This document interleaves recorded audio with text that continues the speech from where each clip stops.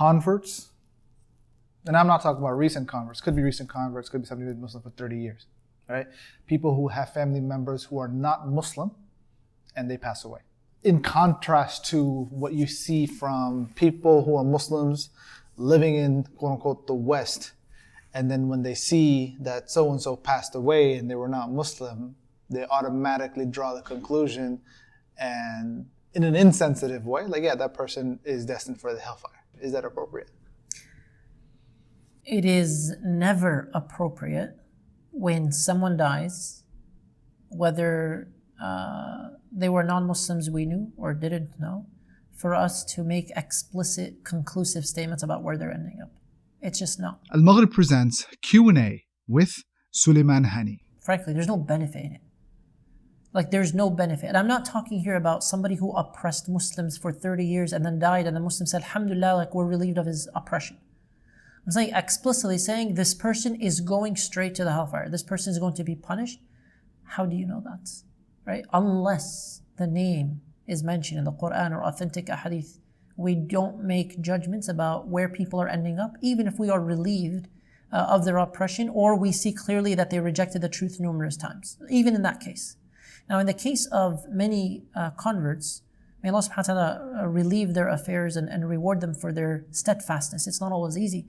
Oftentimes, we've had brothers and sisters tell us that they've had family members who died maybe before this person converted to Islam. So they maybe never received the true message of Islam. Again, you don't know. So you leave their affairs to Allah subhanahu wa ta'ala. It's not for us, and there's no benefit in us thinking about it, because we don't pass that judgment. And also, we're not the wisest of the wise. Ahkamul Hakimin. We're not the fairest of the fair and the most merciful. Allah is more aware than we are of their situation.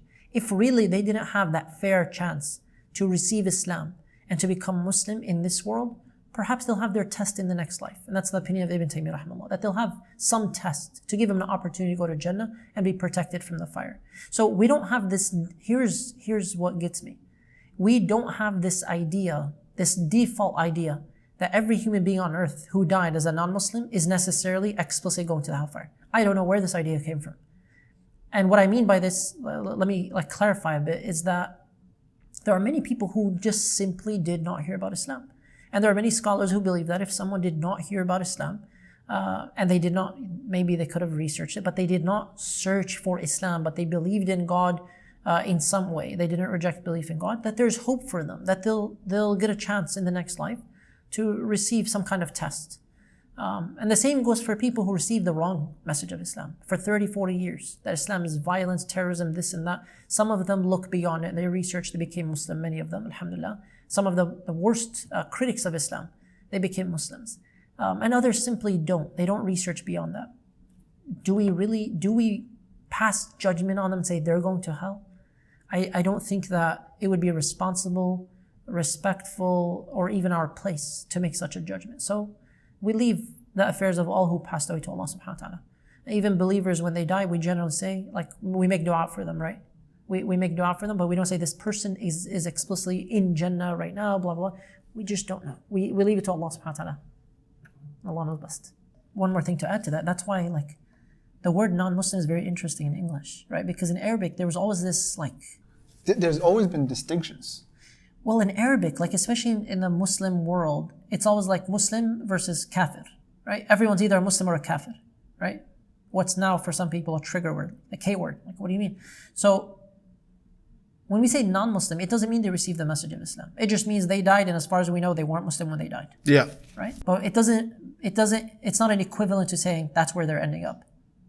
That's the distinction I wanted to make. Because even in the, I guess it's a question in regards to the people who are not Muslim that are referenced in the Quran in general terms are also in categories too, right? You have people who are kuffar, you have mushriks, you have Ahl Kitab, and maybe there's overlap in these categorizations, but it's more or less as an example and warning for the reader who's, listening or engaging with the words of Allah. But when it comes to our current time and day, when engaging with the people, ultimately it's we can't pass any judgment because we don't have the authority or the place nor the appropriateness to do so. And when it comes, and it might also question be is somebody was mentioning how I guess in a engagement setting, to call people non-Muslims seems maybe inappropriate, right? In the sense that if you want to engage with people, don't say Muslim, non-Muslim, but you would talk about Muslims and people of other faiths.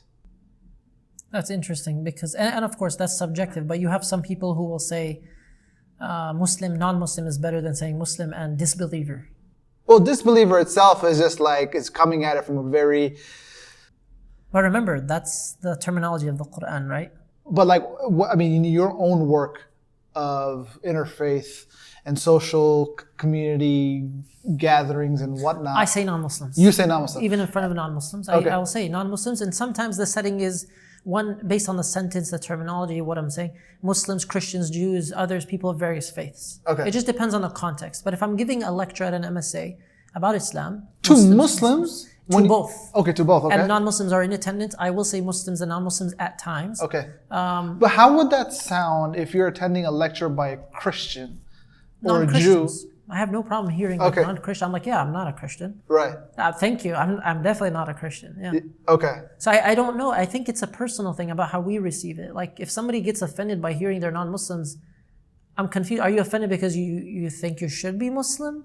No, I feel like it's like you're talking about, like the message itself is directed towards Muslims, whatever you're speaking to.